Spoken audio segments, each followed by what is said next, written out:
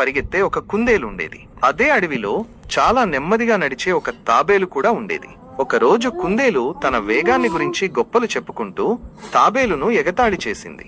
చూడు తాబేలు, నేను ఎంత వేగంగా పరిగెత్తగలనో నువ్వేమో ఒక అడుగు వేయడానికి కూడా చాలా సమయం తీసుకుంటావు అని కుందేలు నవ్వింది.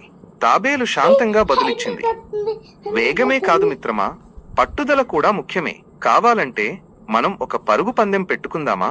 కుందేలు ఆశ్చర్యపోయింది. నాతో పందెమా? నువ్వు గెలవడం అసాధ్యం అని మళ్లీ నవ్వింది. కాని సరే అని ఒప్పుకుంది. పరుగు పందెం మొదలైంది. కుందేలు మెరుపు వేగంతో పరిగెత్తింది. కొద్ది క్షణాల్లోనే అది చాలా దూరం వెళ్లిపోయింది. వెనక్కి తిరిగి చూస్తే తాబేలు ఇంకా చాలా వెనుకబడి నడుస్తూ ఉంది.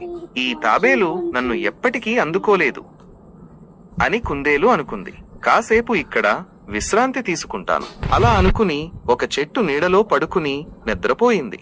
తాబేలు మాత్రం ఆగకుండా తన నెమ్మదైన గతిలోనే నడుస్తూ ఉంది. ఎండవేడిమిని కాని దారిలో ఉన్న కష్టాలను కాని పట్టించుకోలేదు. అది తన లక్ష్యం వైపు నిదానంగా కాని స్థిరంగా అడుగులు వేస్తూనే ఉంది.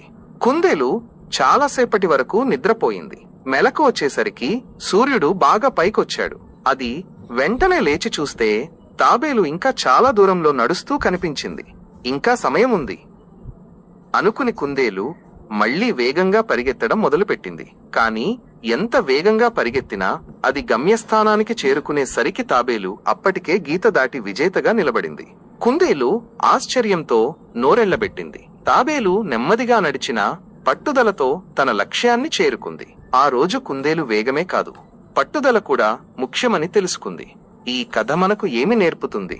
ఎప్పుడూ మన గొప్పలను చెప్పుకోకూడదు, ఇతరులను తక్కువగా చూడకూడదు. నెమ్మదిగా అయినా సరే పట్టుదలతో ప్రయత్నిస్తే విజయం సాధించవచ్చు. అహంకారం ఓటమికి దారి తీస్తుంది.